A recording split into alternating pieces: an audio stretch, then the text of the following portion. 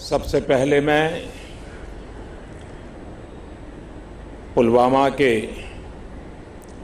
आतंकी हमले में शहीद जवानों को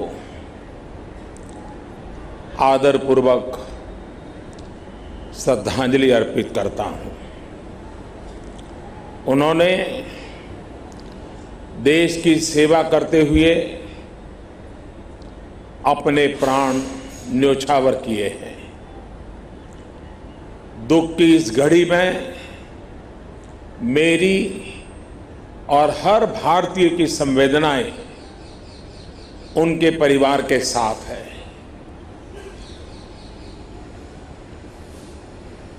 इस हमले की वजह से देश में जितना आक्रोश है, लोगों का खून खौल रहा है, ये मैं भली भांति समझ पा रहा हूं। इस समय जो देश की अपेक्षाएं हैं, कुछ कर गुजरने की भावनाएं हैं, वो भी स्वाभाविक है। हमारे सुरक्षा बलों को पूर्ण स्वतंत्रता दे दी गई है।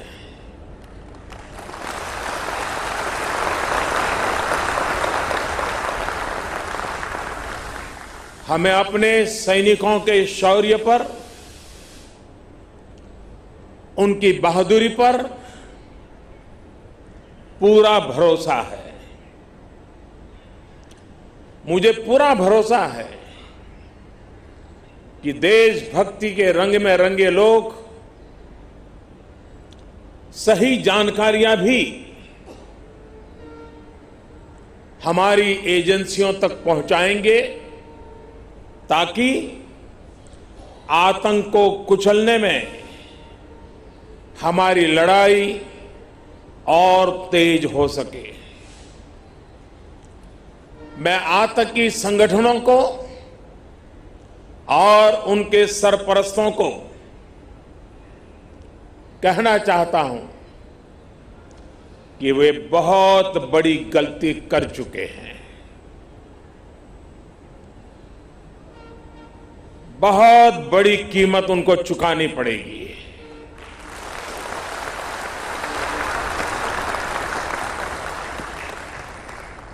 मैं देश को भरोसा देता हूं कि हमले के पीछे जो ताकतें हैं, इस हमले के जो भी गुनहगार हैं, उन्हें उनके किए की सजा अवश्य मिलेगी।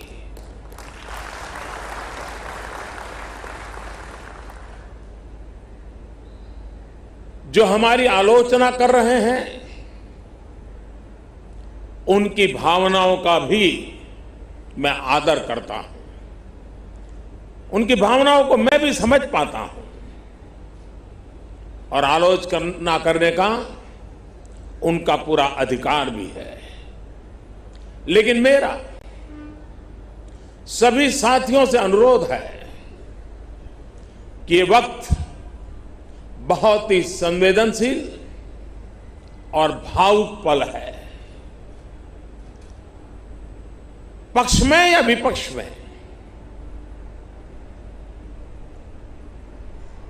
हम सब राजनीतिक छींटाकशी से दूर रहें।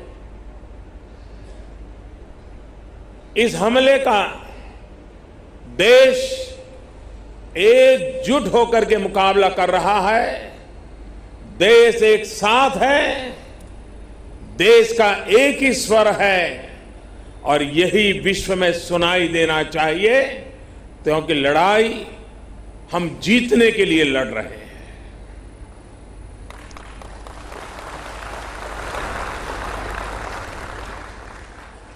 पूरे विश्व में अलग थलग पड़ चुका हमारा पड़ोसी देश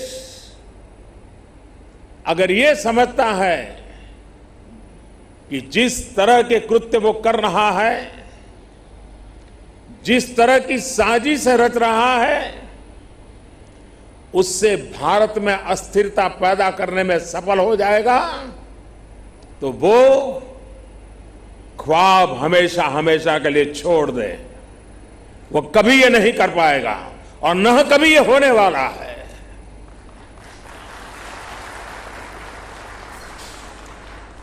इस समय बड़ी आर्थिक बहाली के दौर से गुजर रहे हमारे पड़ोसी देश को ये भी लगता है वो ऐसी तबाही मचाकर भारत को बदहाल कर सकता है, उसके ये मंसूबे भी कभी पूरे होने वाले नहीं है।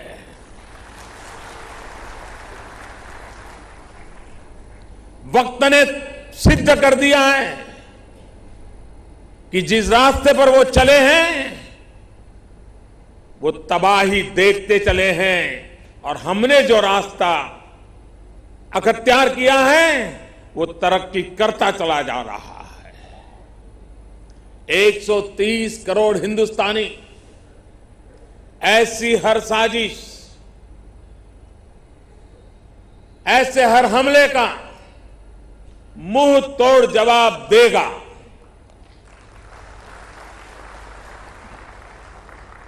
कई बड़ों देशों ने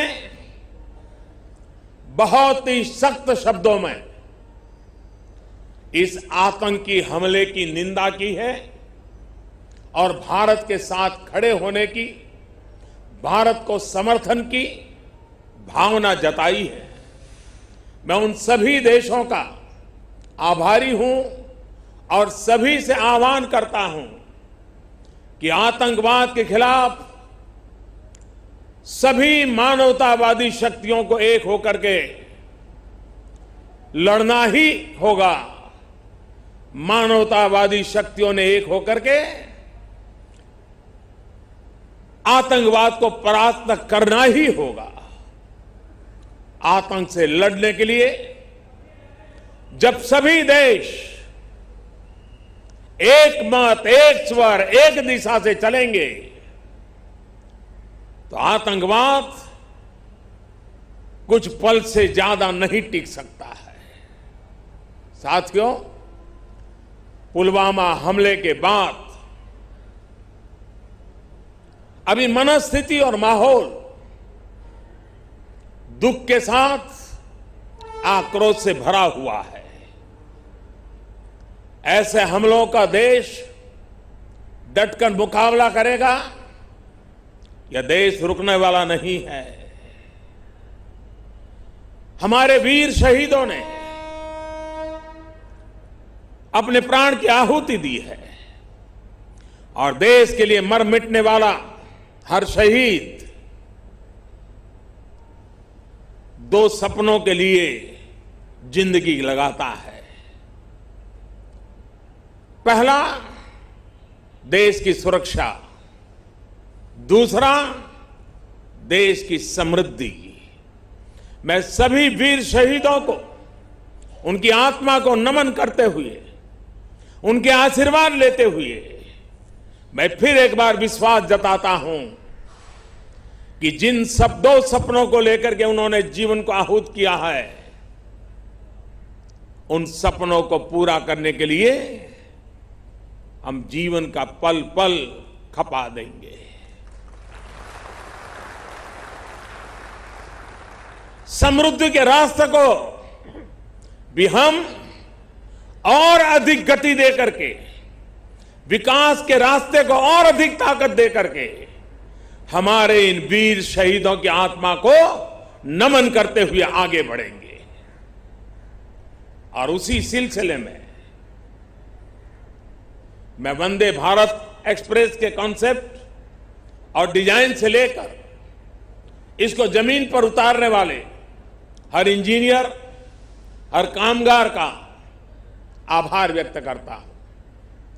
चेन्नई में बनी ये ट्रेन दिल्ली से काशी के बीच पहला सफर करने वाली है। यही एक भारत श्रेष्ठ भारत की सच्ची ताकत है, वंदे भारत एक्सप्रेस की ताकत है।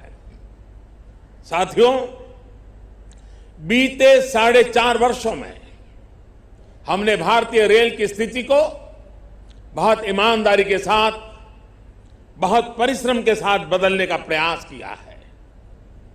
वंदे भारत एक्सप्रेस उन कार्यों की ही एक झलक है। बीते वर्षों में रेलवे उन सेक्टर्स में रहा है जिसने मेक इन इंडिया के तहत मैन्युफैक्चरिंग में बहुत प्रगति की है। साथ ही देश में रेल कोच फैक्ट्रियों का आधुनिकीकरण, डीजल इंजनों का इलेक्ट्रिक में बदलने का काम और इसके लिए नए कारखाने भी शुरू किए गए हैं। आपको याद होगा, पहले रेलवे टिकट में ऑनलाइन रिजर्वेशन की क्या हालत थी। उस समय 1 मिनट में 2000 से ज्यादा टिकट बुक नहीं हो सकते थे।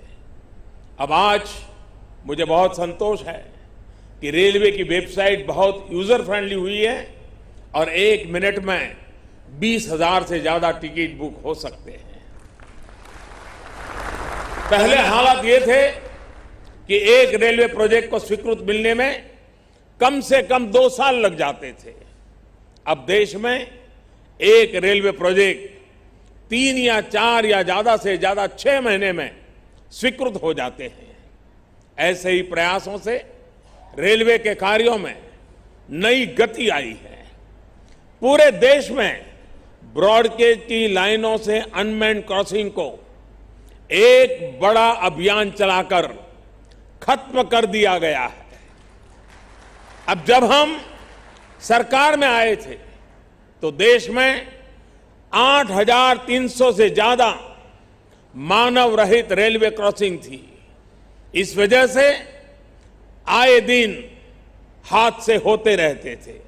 अब ब्रॉडगेज लाइनों पर मानव रहित रेलवे क्रॉसिंग खत्म होने से हादसे भी कम हुए हैं।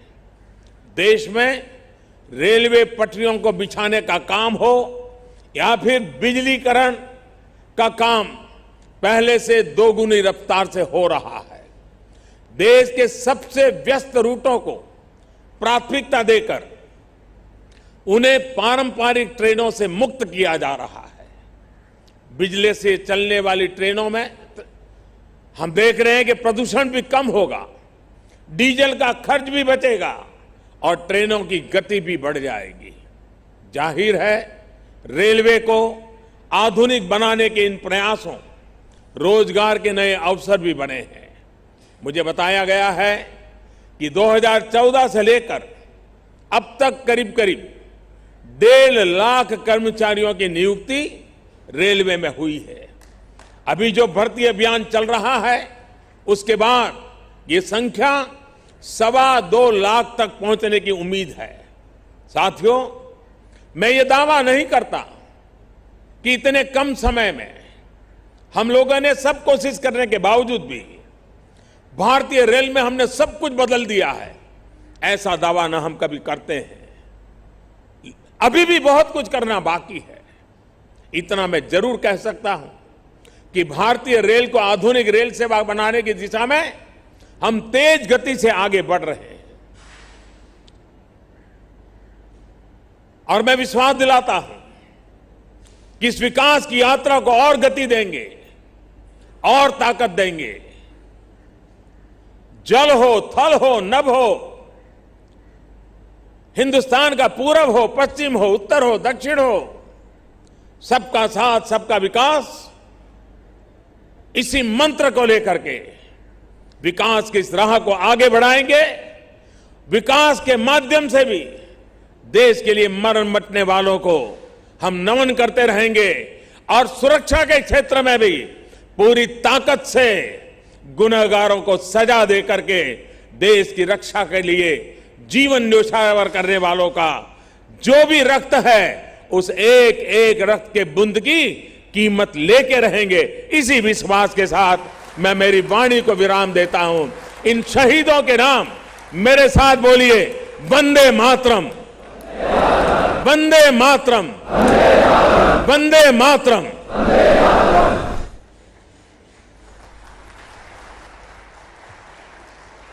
धन्यवाद और आभार माननीय प्रधानमंत्री जी। देश को अत्यंत